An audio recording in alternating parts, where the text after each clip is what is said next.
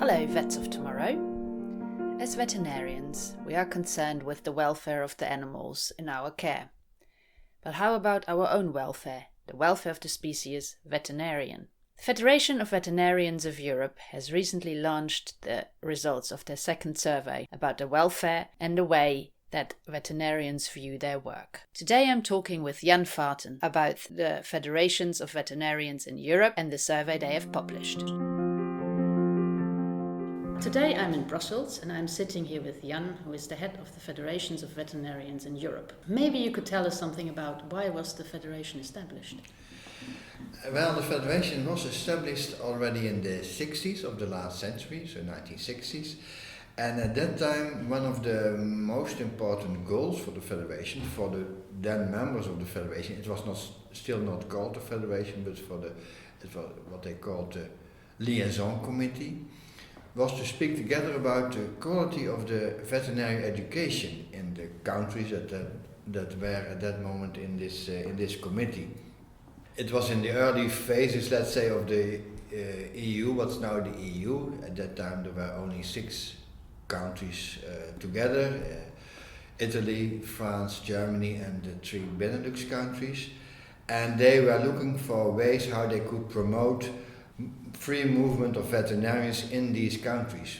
And a precondition to do so was the quality of the education in these countries, so that you could easily recognize the qualifications of these veterinarians.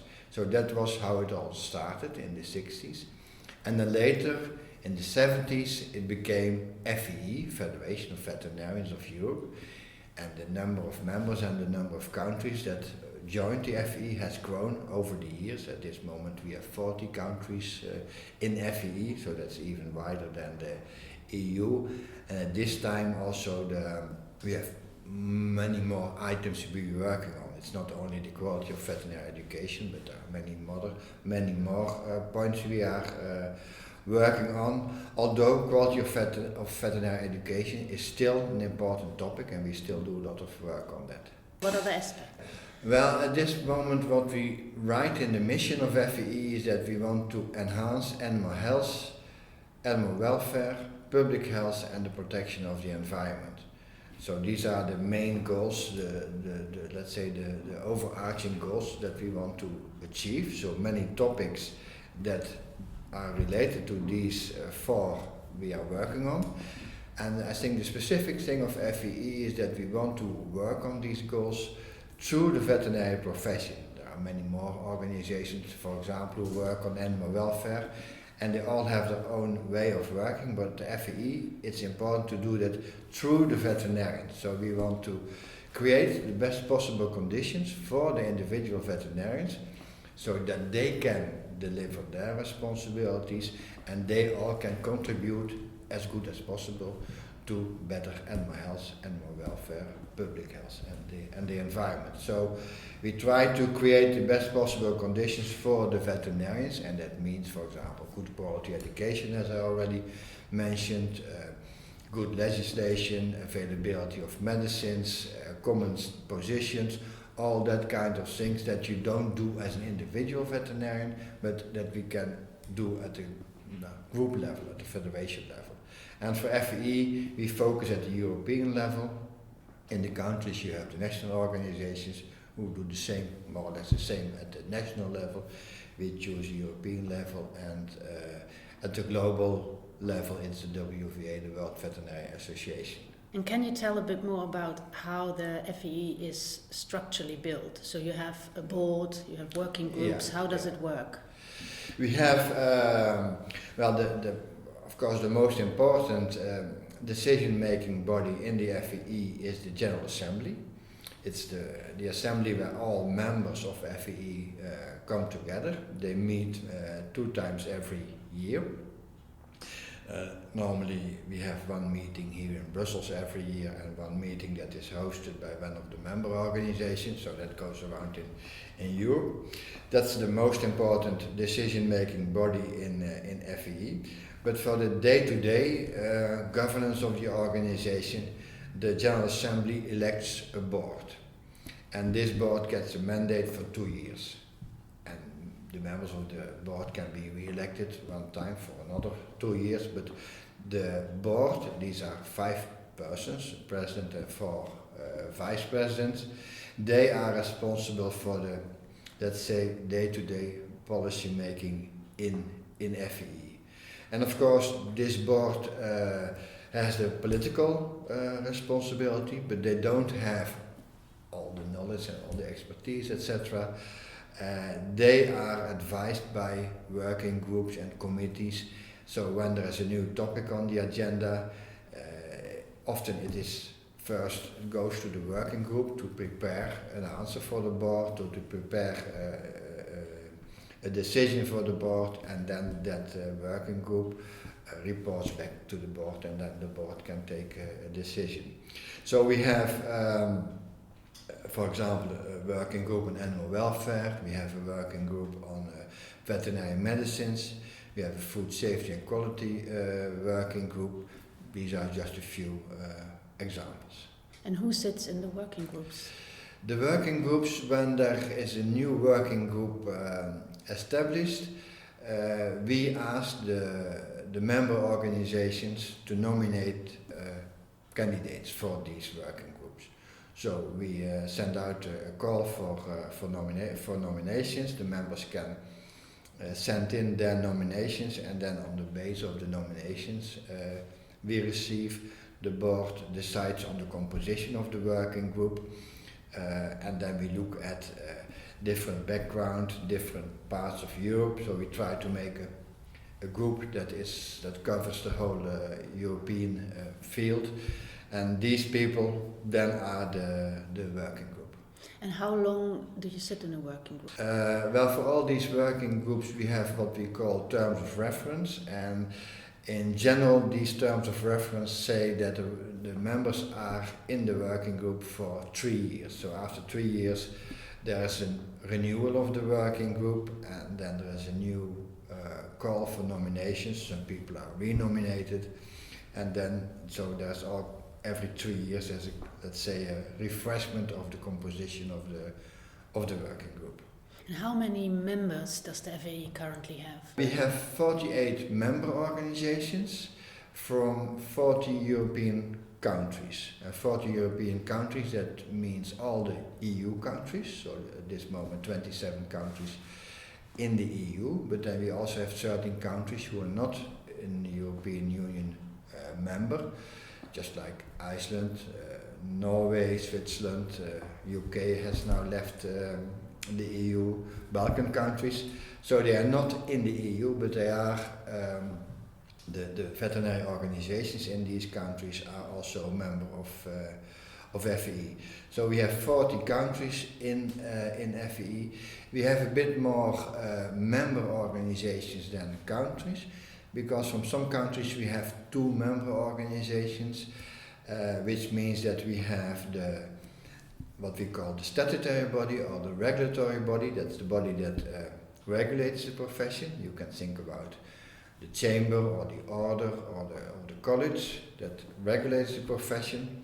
And then there's also the organization, the association that stands for the interest of the profession. So some countries where we have 2 members, for example the UK, there is the Royal College of Veterinary Surgeons, the regulatory organization, and the British Veterinary Association. From France we have the L'Ordre des Vétérinaires, and on the other hand the Fédération des Syndicats. In Germany, Bundesverband Praktiserende Tierartsen and the Bundestierärztekammer. So that's why we have a bit more member organizations than countries in FEE. And as FEE, do you also represent the veterinarians?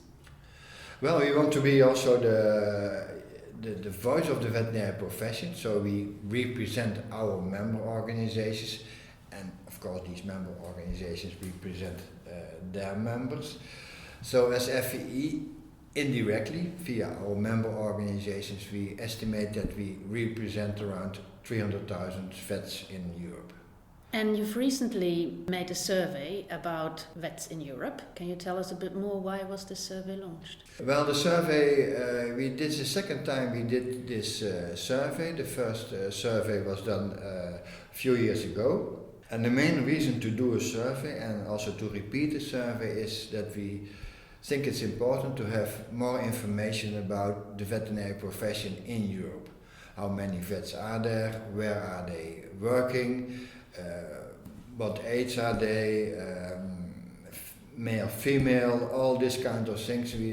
That gives us a better understanding about the veterinary profession as it is. What are the trends in the veterinary profession? What do we see changing in the profession?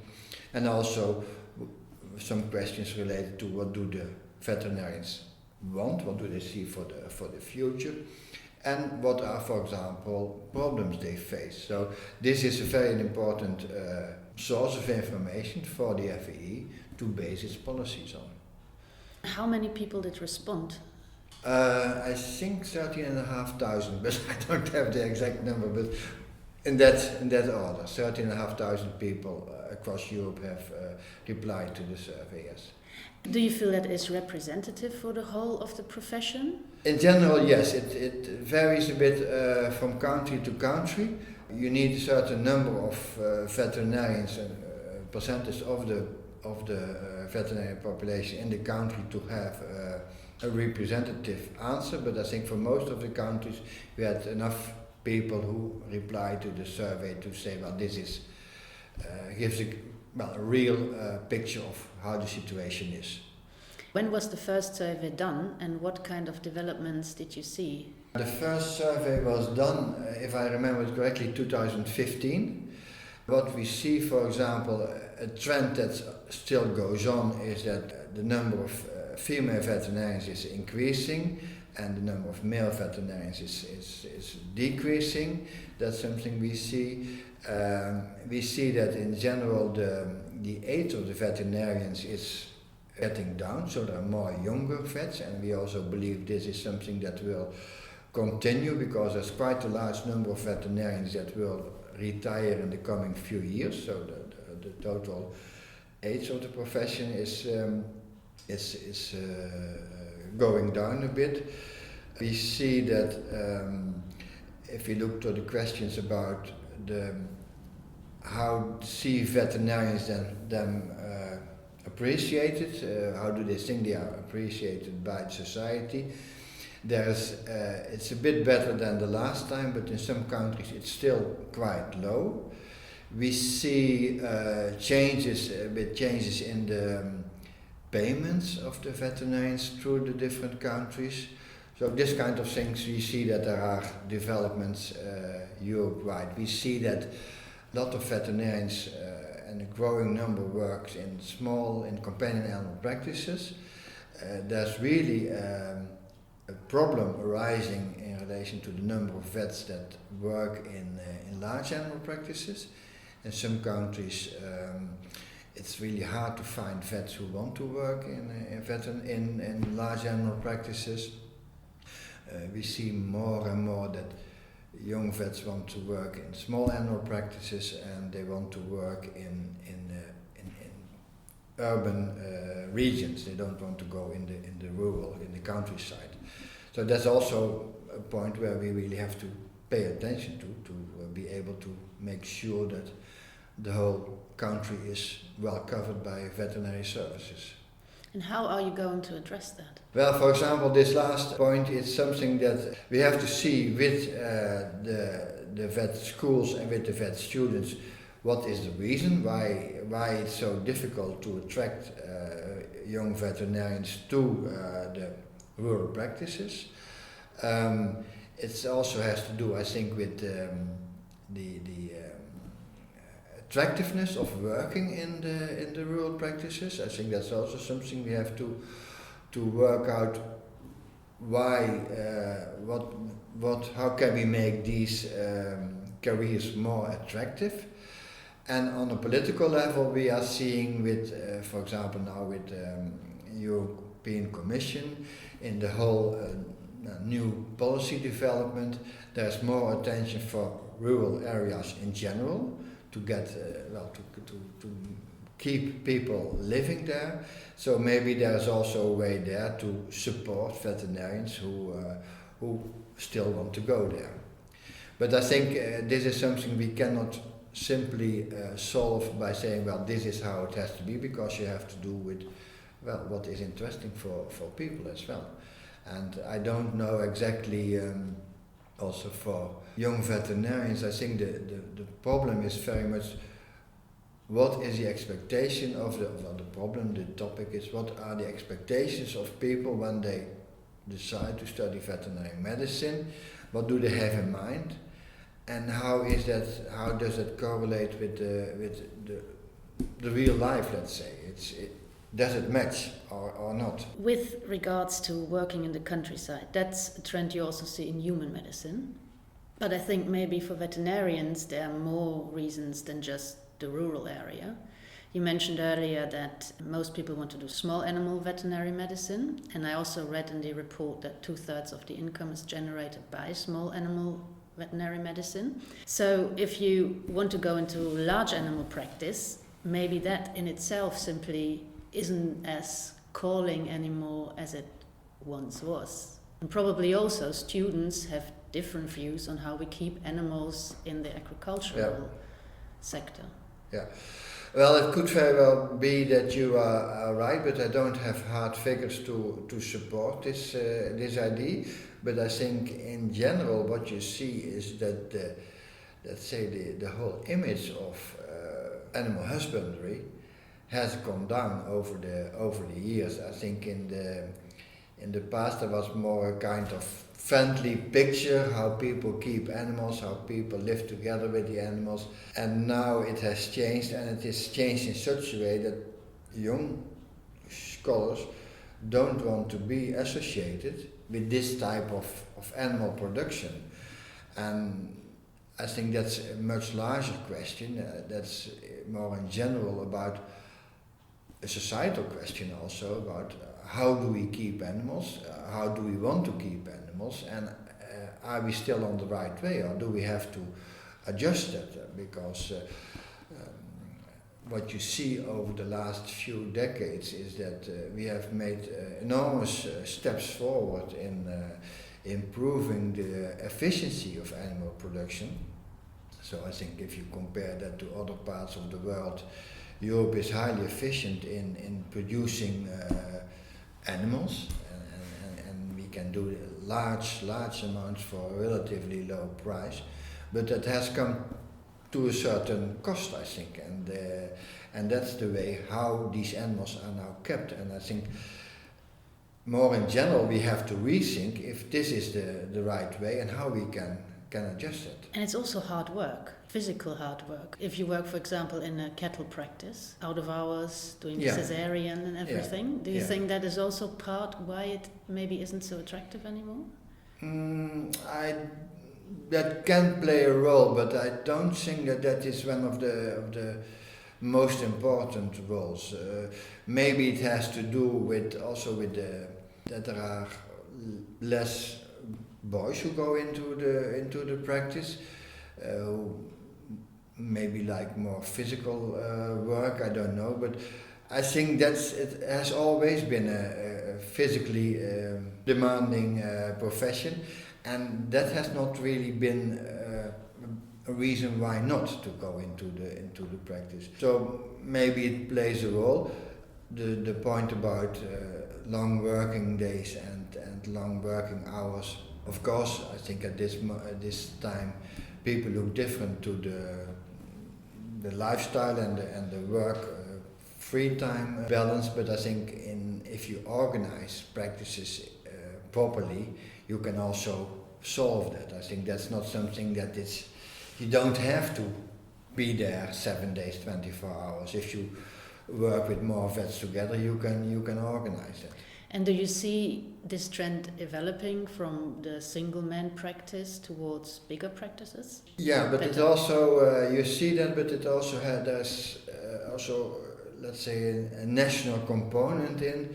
Every country has its own history and its own way of working, And some countries are more advanced going in that direction, and they are more used to work together in larger practices. And for some countries, it's more difficult. It also has to do with competition in the veterinary profession. When there are many vets and there's more competition, sometimes people stay more on their own.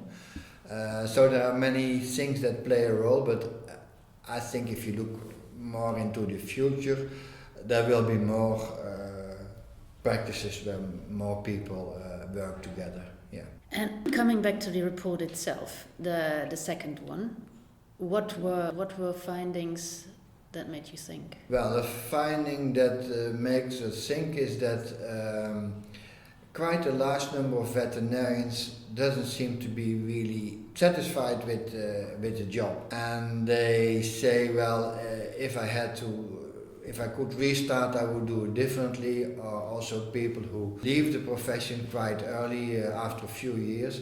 So I think that's also one of the things we have to that's the same thing, what is the expectation of people who become a veterinarian, and what is the real work that they face later on. What makes them that they, after a few years, they decide, well, maybe I make a switch and I go to another job. Because for the individual and also for the profession as a whole, it's sad when you spend a lot of time and energy in becoming a veterinarian, and then in the end it doesn't bring what you had hoped it would bring. And for the profession, it's not only that it's difficult to find people, but if the people that go into the practice, you cannot keep them, then the problem gets bigger. So what does that say about our welfare? Well, for your own well-being, it's important that you have a job where you can be happy and that answers your ambitions. And I think that's also something that you see in some countries. There's more information than in others, that veterinarians often struggle with mental problems. For example, they have difficulties to cope with their job. And in what ways do they struggle or find it difficult to cope with the job? Many veterinarians, I think, are a bit idealistic. They want to, which is good, which drives them.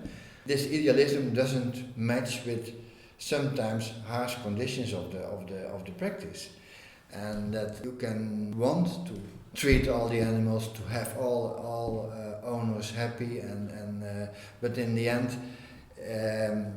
that doesn't. You don't manage, and then you have to be able to deal with this kind of disappointment. And there's also that apparently with nowadays vets, their self-confidence is lower. Apparently for them it's more difficult to accept that not everything goes 100%. Of course you can strive that you do everything 100%, but in the end it will happen every now and then to everyone that's not the case. And then you should be able to say, well, I did what I could, I know I did my best, and still it doesn't give me the results I wanted. But I know for myself I have done what I could, so I can go on. But if you can't do that, then it becomes a very large burden on your shoulders that you say, oh, I failed. What role do you think the national veterinary organizations, or maybe also the European veterinary organizations, have to support vets in this? Because I remember very well from when I was working in practice that half of the time I was a bit afraid that I would do something wrong, which I may be sued for. I don't think that helps. I remember one very particular case where a lady wanted a euthanasia of a dog with repeating otitis, and I didn't want to put down, and she started threatening to sue me, and I called the national body I was working under, and the advice they gave me was, yeah, let a colleague do it. Yeah, well, I think that's not a strong advice. I think that the question, of course, is what can you do at the national level or at the European level. I think in this kind of cases, it's important for a veterinarian who faces a situation like this, that you can share that situation with other colleagues and discuss it, and that you can feel supported by other colleagues. That you can say, well, I see this case so and so and so, and for these reasons I think it's not the right thing to do now to put this dog down. because you are there also, you have your own responsibility as a veterinarian. That's not only fulfilling the questions of the owner, but you really need to feel supported, I think, by people around you in your own practice or by other people that can back up you, and that also if this lady would sue you, that you can go to the body that's dealing with it and say, well, for these and these reasons, and these are the arguments that I share with my colleague, I don't think this dog should be put down, so that you don't feel left alone. And do you feel, or do you have feedback from different countries, is this happening sufficiently? There are differences in how countries deal with it, and I think some countries pay more attention to it than other countries, and you see also initiatives to make it work. For example, in the UK there is a system for mentoring. Veterinarians have a kind of mentor from a practice a bit farther away, so not someone from very nearby. Someone to where you can discuss this kind of things, and they build a whole system around that. Other countries have a kind of systems to support young veterinarians when they just started in their work, to help them to get this confidence and this self-esteem and say, well, this is where I stand for. And I think what you can do, for example, and what we can do, is make this kind of practices more known and try to share these best practices so that other countries can benefit from the experience that they have got in this country. What is going to be the future role of the veterinarian within the society? Is it becoming more and more looking after the safety of our food and maybe the environment, or is it really being more the guardians of animal welfare? I think the role of the veterinarian as such will be there in this meeting point of the different interests. I think as you always will have to look at food safety, animal health, animal welfare, all these things, and take your position there. And it's clear that over the years, when the importance of different things are differently appreciated, the position will change a bit. But I think the crucial point is there that the veterinarian is there as the expert, the independent expert that can take a position that is balanced between the needs from the different interests. And are students well prepared when they leave university? I think it's important that students understand this role very well, that they are very well aware of this expectation. I think that there is a lot of interest for the more technical aspects and less for this kind of important things for the veterinary profession. That's one thing. The other thing is that you have to see that when a student leaves the university, he's at the beginning of the career, and what he needs or what she needs there is to have a sufficient understanding to start a new career path.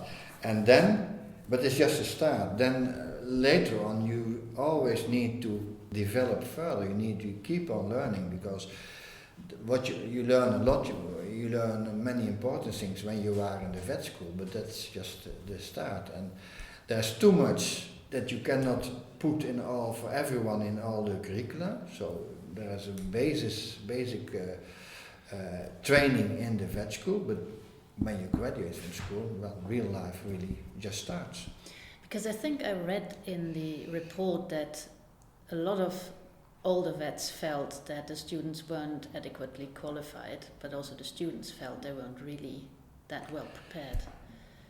Yeah, but I think that's something that has existed over years and years. I think older vets always think that they knew more when they came out of the vet school, and that this young junior vet in the practice doesn't know how to do this or that, but I think they do not remember well enough how they were themselves when they left the vet school. And you cannot expect a young vet, when he just leaves vet school, that he is a well experienced vet. You have to take into account that this is just a starting person. So that's also one of the reasons why it's good to build this support around this young vet, so that you can help the young vet on the right track. And if a veterinary student decides that really what they want to do is work in governing bodies, what kind of qualifications or skills do they need? I think it's important wherever you work is that when you work there as a veterinarian, you need to have this basic knowledge and basic understanding and way of thinking as a veterinarian. But if you want to work, let's say, in policy making, you have to understand how this is done and what are the way how you come to conclusions, how you come to positions in governing organizations. I made the switch myself from working in practice. I did research and now I'm working in FEE. And for myself, when I was in this pharmaceutical company, I first did only veterinary research, very technical. But then I started to become more involved in policy making, and this was a kind of process. In the beginning it was 5 days research, and it was 4 days research, 1 day policy making, 3 days, 2 days, etc. So I grew into that, one thing, and the other thing is that when I went home in the evening, I realized at a certain point that I was much more thinking about all the things we had on the agenda in relation to policy making. So I realized that this was something that was closer to my heart than my research project, and I think that's for all the work. Where you go is you have to find the place where you fit, that matches with your ambitions and your talents and what you have to offer. And it can be very well that it is policy making, and the thing of policy making is that you have to work with other people, with other opinions, and you have to see what do we have in common, how can we bring that together, and how can we move together forward. And in practice you are often, I think, more on your own, and you have to take a decision here and now and what is the solution, while in policy making it's more like what is the final goal, how do we convince people that we go that way, what are the arguments. So it's a different way of working with people. If you would need to give a short pep talk to students, why should they go into policy making? Well, I think why should they go into policy making? I think you should only go into policy making when you really feel attracted to that. But I think if you really feel attracted to that, if you think that's where I can contribute to the development of veterinary medicine, where I can contribute to the improving animal health and welfare, etc., then I think there are very interesting and very rewarding positions to fulfill. So I think if you have an interest in that, then yes, go for it and find a place where you can fit and see that maybe it's less direct, but you can really give a contribution to the developments in veterinary medicine. And sometimes you are, I think, more in the front line than when you are in practice. You really can think, where are we today, where do we want to be tomorrow? So I think, well, at least for me, and I think there are many more people, it can be a very rewarding job. And if a student would be interested, are there places for work experience available? There are places for to getting more experience in different organizations. For example, here in our office we have always students and young graduates who work here for 3 months, 6 months, depending on the situation of the moment. So then they can come to us and work with us, see how we work, how we go to the meetings in the European Parliament, how we meet with people from the Commission, how the whole process of EU legislation works, how we work together with other organizations in the European field. So that's one of the possibilities. I know there are also places for students within the European Commission. So yes, there are certainly places. Thank you very much indeed. And I hope that at least some veterinary students got a bit motivated Yeah, and if they want, they can always contact FEE or me, and they are. I'm happy to answer their questions directly, or they can come and visit us. It's always nice to speak with the students. If you wanted to learn more about the Federations of Veterinarians of Europe, you can go and visit their website on www.fee.org. And if you wanted to learn more about a possible job opportunity or traineeship at the European Union, you could check out their website, which is epso.europa.eu,